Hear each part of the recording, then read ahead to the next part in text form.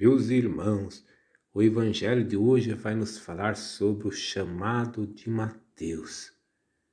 Nós estamos diante de uma narrativa de chamado, uma narrativa vocacional. A Bíblia possui várias delas. No Antigo Testamento, a mais famosa é o chamado de Moisés. Também temos o chamado de Eliseu por Elias.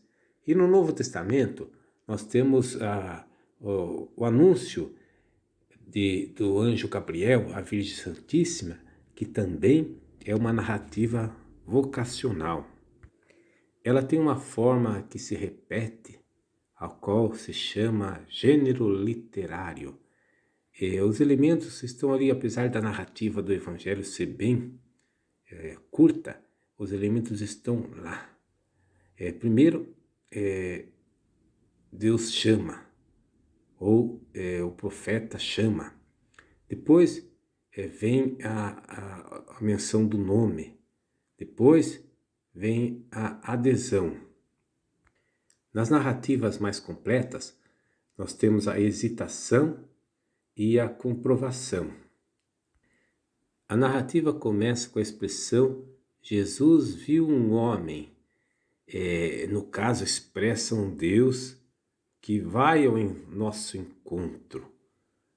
E a menção do nome Mateus. Mateus é um nome que tem valor simbólico também no texto, porque significa dom de Deus, oferta de Deus. Ele está sentado. Estar sentado significa estar encalhado, estagnado, sem progredir na vida. O que ele está fazendo? Ele é um cobrador de impostos, que é uma atividade, no caso de um publicano, odiosa em Israel. Não só porque eles eram corruptos e ladrões, mas principalmente porque eles estavam a serviço do dominador romano. Então eles eram considerados traidores da pátria. Mas mesmo assim, Jesus leva o seu chamado a Mateus. Bom, e depois o texto termina dizendo que ele levantou-se e seguiu, que é a resposta que ele dá. É claro que aqui está por trás o caminho do discipulado, o caminho do seguimento. Agora, essa narrativa, se ela parasse aqui, daria a entender que Jesus faz acepção de pessoas, chama alguns privilegiados para a salvação, mas não.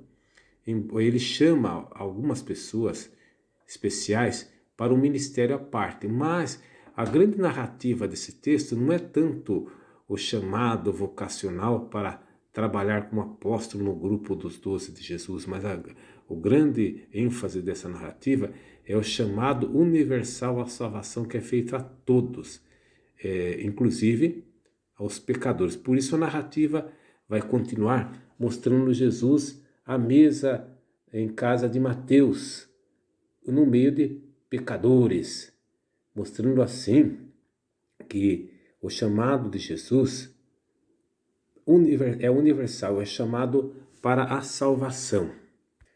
Esta atitude radical de Jesus de ir a todos vai causar uma revolta e uma incompreensão nos fariseus. Claro, eles vão pensar que Jesus é um impuro, porque a religião judaica era cheia de tabus e fixada na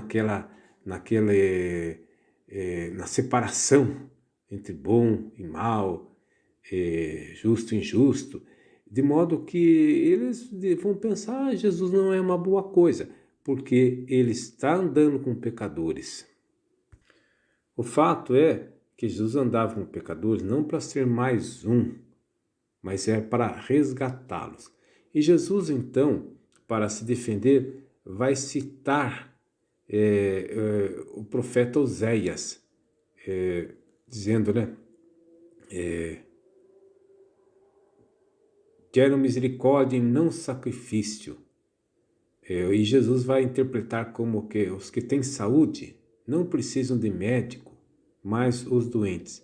Mas é preciso estar atento porque Jesus faz uma citação do profeta Oséias e o contexto dessa citação é quando Jeroboão I, Jeroboão I, quando houve o cisma de Israel, ele preocupado porque as pessoas iam prestar culto lá no templo de Jerusalém, ele resolveu construir 2 bezerros de ouro para que o povo então ficasse ali. E assim ele introduziu a idolatria. E a religião que ele organizou era belíssima, com cultos esplêndidos. Contudo, a prosperidade econômica que existia também ocultava uma grande época de opressão e de miséria para a população mais simples. Quando Jesus cita esse texto, ele está fazendo justamente uma crítica à religião farisaica, que era uma religião toda ela bonitinha, cultual, cheia de ritos, mas que não se preocupava de fato com o fundamental, que é o homem. Jesus vem como um médico para curar os doentes, e ele traz a salvação para toda a humanidade. Amém.